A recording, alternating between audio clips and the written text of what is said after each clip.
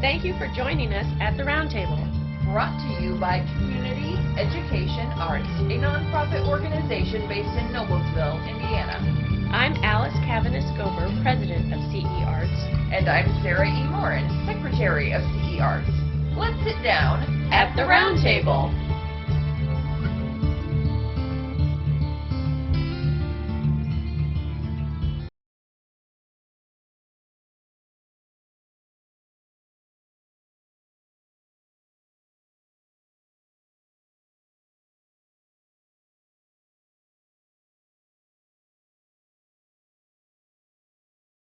So next up is another perennial favorite of mine. Is that right? Perennial favorite? All-time, long-time favorite. Little Women by Louisa May Alcott. This is a book I have loved since I was a teensy tiny child. I don't even want to tell you how old I was the first time I read this book, but because nobody would believe I could read that early, but I was a very early reader. So, but yeah, this is a book I love. There's the 2019 movie. It's hugely popular. As far as like this being a choice we could make that would probably get people who saw the movie and maybe haven't read the book in a long time or never read the book, maybe they've read the book since they saw the movie, they might be interested in this. It's right up there in the popular conscience again. Again, I don't know when the last time it was. I mean, Little Women has been around for, well, since 1868. Again, looking at this book, you know, in the last few days, I was like, oh my gosh, here we are, Civil War. Again, you know, this is one I find really fascinating to juxtapose with Gone with the Wind, because this is the North. This one takes place, you know, their family lives in the North in Little Women. This is the Union. Her father, you know, the girl's father goes to war as a minister. I mean, he's a minister, but he's going to be a chaplain in the Union Army. I mean, this is the flip side, if you will, of the Gone with the Wind story. Written in two completely different time periods. Little Women written in 1868 and 1869. Gone with the Wind, 1936. So we have to be careful when we're talking about fictional but set in historical. When the books are written also matters. You know, it's not just when was the historical era. It's what's the author's perspective. Right, so, right. Yeah, she was actually a Civil War nurse. Right. Louisa May Alcott lived through this. This is basically a fictionalized version of her personal story, her family story. And so there's, you know, we have to be fair to her on that and everything.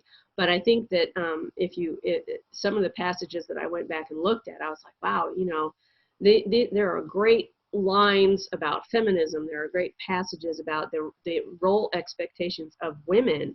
Again, looking, you know, which made me think of, you know, the expectations of women in Gone with the Wind. And, you know, I mean, it just those two really seem to go well, you know, together for me, but yet be so different from each other and have so much that we could do with both of them together and separately, that these Gone with the Wind and Little Women really are like way up there for me this year. That's just how I feel. And the romantic stuff, the romance notion is still there, because there are a lot of romances in this book, you know, in Little Women. There are more than most people think.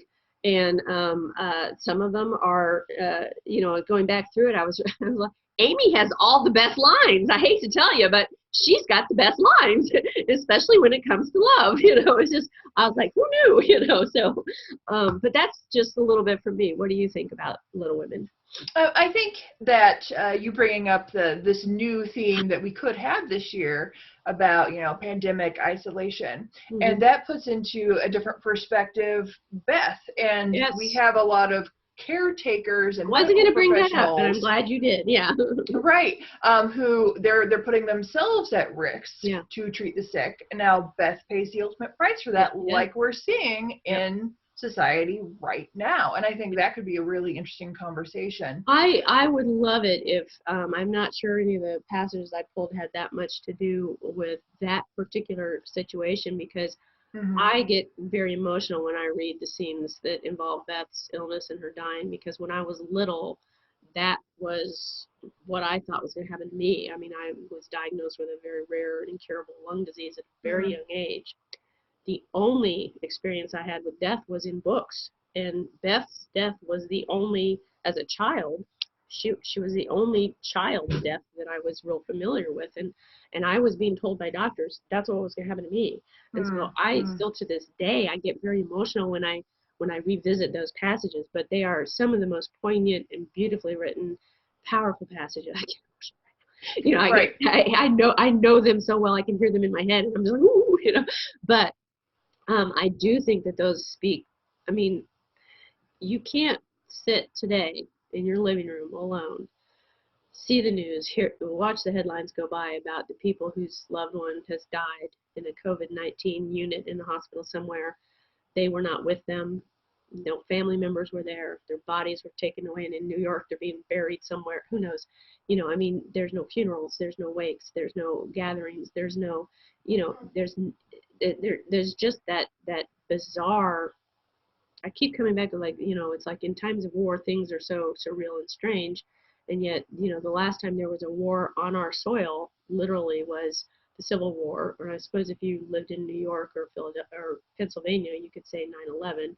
But you know, we haven't had that here, and it's like sort of how people feel now is that we're having that here. You know, it's happening right down the street, and you know, and I feel like this book, written by a woman who clearly wasn't meeting every social norm of her day, you know, does a wonderful job expressing some of that and the emotion and the toll, like you said, the toll it's taking on the people who are left behind, you know, or caring for the weaker, you know, people who are weaker, sicker, at risk. So, Right. yeah, And I'd want to be real sensitive as we pick the exact quote, not to pick a quote that's going to be like triggering for right. you. Oh no, I didn't mean that. But and like I said, I don't even know that I have very many of those on my list of passages because they were too triggering for me. Mm-hmm. But again, I'm not going to shy away from the difficult. So I'm perfectly good with picking whatever we both feel is the best one to put out there. Right. Yeah, and I agree about the romances, and particularly if we get into the life of Alcott, and how there was pressure put on her to end it with the romance this way, and she kind of did the no, I'm going to do it this way, and I think that could be a good conversation. Yeah, we got a lot to. This has a lot to work with. I mean, there's so many. You know, you and I both tend to find a feminist theme in almost anything we ever choose. And this one, believe it or not, with the diminutive little name, Little Women, you know, the kind of, this book has an awful lot of meat on that bone too. So I mean, I think we have a lot of options, and I don't want it to sound like we should have one universal theme for our 4 books. I just think once we pick our 4 books, we'll have several different ways of approaching them. Sure, absolutely, absolutely, yeah. And I mean, we've had that for several years, where in discussion we'll find here's a theme that runs through them, like with That's Journey. just kind of happened a little early this year because we've been isolated, so we've both been, you know, kind of looking at these a little more ahead of time than we might have, you know, in years past. All right. Okay, so next up we have Portrait of Jenny by Robert Nathan, published in 1940. I'm going to say, as my little note in my thing says, many themes to explore. This, of all the books, I think, in our list, this one's the most philosophical in terms of the language and the writing style of Robert Nathan. So many of the passages, again, and this is a very in the character's head presentation from the author. That's how this book is written. It's written from the thoughts of the characters. And so much of the language and the way it's written has a lot of philosophical questions. This is the big picture book. This goes beyond the little love story, if you will, the strange supernatural happenings and stuff. It becomes a bigger question, you know. Everything is bigger than what that smaller thing is, and I love that about this book because it gives us so much to jump through, jump into. And Alice, I gotta say, of all the books, this one almost every single passage I'd selected was like, oh my God, that's pandemic. Oh my God, that's pandemic. You know, it really related to the philosophical musings and feelings of depression and isolation and things. I mean, there's a lot going on in this book. Yeah, who knew? So. It has been years, admittedly, Alice, since I read this. Can you remind me briefly the plot of this? Yes. At its most basic, this is a story of a young man who, well, he's not like super young, but he's a young man, a struggling artist, and he meets a little girl in the park, and he kind of thinks she's cute and interesting. She sings a goofy little song, and he keeps seeing her. But when he sees her, she's always a little bit older than she was the last time he saw her. And so, you know, I think for a lot of people, they think it's a story of a grown-up man who's in love with a child, which is gross. That's not exactly what this is. It's a supernatural story of this woman meets the love of her life as a child, but he's a grown-up. So we don't really know this right away, but she is jumping through time to try to catch up so that they can be together as grown-ups. And you know, and he doesn't get that at first, and there are moments where he thinks he's going crazy. He doesn't understand. He saw her a month ago and she was 12, and now she's 15, you know, or whatever, you know, whatever the ages are. I don't remember the details of the ages, but you know, and his landlady has a reaction because, you know, it's still in a time period where, you know, a young man shouldn't have a young woman up in his apartment alone, you know, and she's like, also not appropriate, you know. I mean, there's a lot of, you know, cultural norms in there of behavior between, you know, people who are of age and courting, or people who don't seem to be quite the appropriate age. Like, why is this little girl up in your apartment? You know, so it's and it has a tragic ending. It's not a happy ending. It's so beautifully written, and if you read it and feel it has to do with like, I think when we were talking about true love and great romances, this wouldn't be on the top of most people's list for true love and great romances. But think about how many movies or books you've read or TV shows have had to do with someone, you know, battling time, going back in time, going forward in time, going through time, whatever, to be with the person they're meant to be with. This is that story, you know. This is that story. So it's fascinating to me. It's got a lot of good elements in it that I think we could explore. And as far as like relating it to beyond the little bit of supernatural and the little bit of the great romances kind of thing, but going into what's going on in our world today, again, this is the most philosophical. This is a lonely young man. He doesn't have I mean, I think he has one or two friends in the whole book. He's very alone, and it's a very solitary life that he has, and what we get from his dialogue in his head and how he's presented to us. I think there are a lot of passages that would really be therapeutic and helpful, you know, in the conversations that are going on today. It's just fascinating how this is all like shaking out in my brain anyway. Sure. Yeah, again, I'm not as familiar with that one, but I do like what you're saying about that speculative fiction element. And if we have a few that have that, that could be some really interesting comparison there. Yeah, because again, the world right now seems almost supernaturally surreal in some ways. And I feel like that's you know, a lot of that's just because, you know, we're isolated, we're all going crazy, but you know, this book is one of my all-time favorite books in the world, but I really feel like it's probably getting higher up in the list than I originally thought it would be for this particular year's project, which, you know, I kind of put it in there thinking, oh yeah, great romances, I could spin that. I could prove to Sarah E that this is about true love and all that stuff, and yet it's got some controversy and it's a little bit weird, and you know, and now I look at it, I'm like, man, this is like perfect, you know. So yeah. Okay, I think we're to our last one, Turn of the Screw. Turn of the Screw, not one of my favorites in general. I put it on the list because when, you know, again, back in months and months and months ago, I was looking at romances, supernatural elements, things like this, and Turn of the Screw certainly fits that category of thematically, I guess is what I mean. But also I was looking at character um, expectations of females, expectations of men, how women see men, how men see women. This book has a lot of that in it. There are some descriptive scenes, and this also is a book where you get a lot of the thoughts of the characters.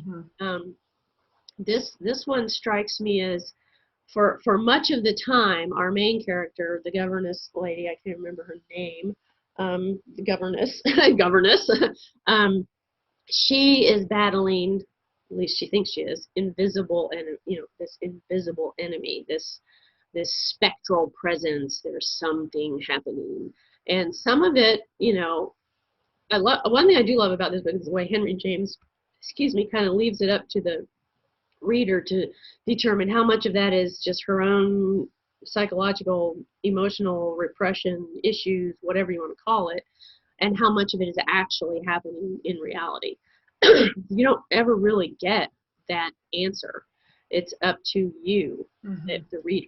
And I think that's very well done in this book that was published in 1898. So, but again, published in 1898, we're looking at a time period where the expectations for women, especially women who were of a certain class, like a governess, compared to, say, her employer, and the kind of relationships that were appropriate and kind that weren't. And then there's also these children involved, and the other servants, and then the bad guys, the invisible enemies, and are they real, are they not, the ghosts, whatever you want to call them.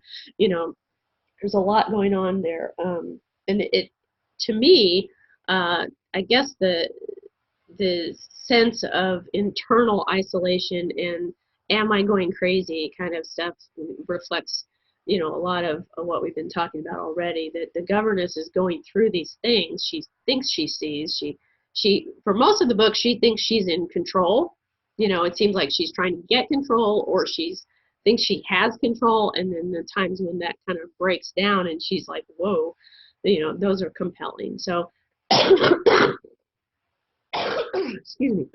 So there's a lot that we could do with this book when it comes to specific passages and stuff. But yeah, I love the mystery of the Turn of the Screw. I don't think of it as a romance.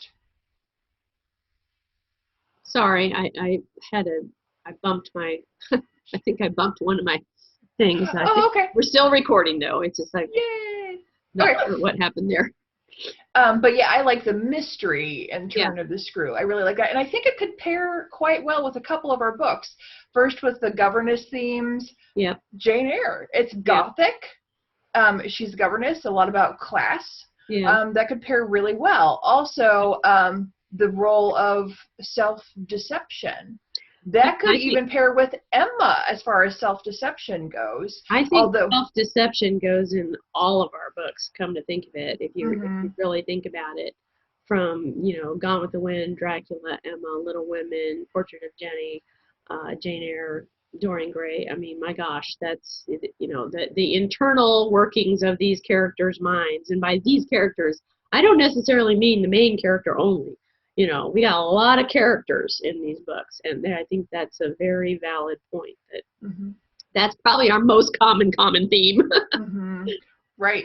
So I think for me, part of what's going to determine Turn of the Screw, because I'm going to hold out for Jane Eyre till the very end. Yeah. Do we want two which are kind of similar in that way of supernatural, gothic, governess? Yeah. Do we want two of those? Because they're different enough to have great comparison, but are they too similar? This is my least favorite of our top 8, our short list of 8. And I'm the one that put it on the list, so I take full responsibility for that. I'm happy to save it for another year to look at it again some other time. I have, in the last, I don't know, say 8 months or so, I have watched several of the movie adaptations, and I can't remember if one was a TV adaptation, but or for television adaptation. But I've watched, movies of it. I've read it. I I think it would work, you know, anytime, you know, on other years, other lists. It is my least favorite on this one. So I'm happy to say let's take it off the list and we're down to 7. That's fine. I mean, it's one that I would enjoy, but I have others I like better. Yeah, that's you say that so much better than I do. takes me 5 minutes to say what you say in 5 seconds. Yeah.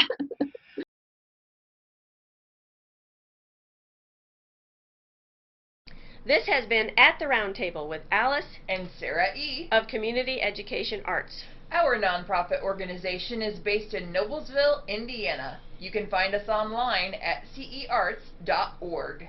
This activity made possible in part with support from the Indiana Arts Commission and the National Endowment for the Arts, a federal agency.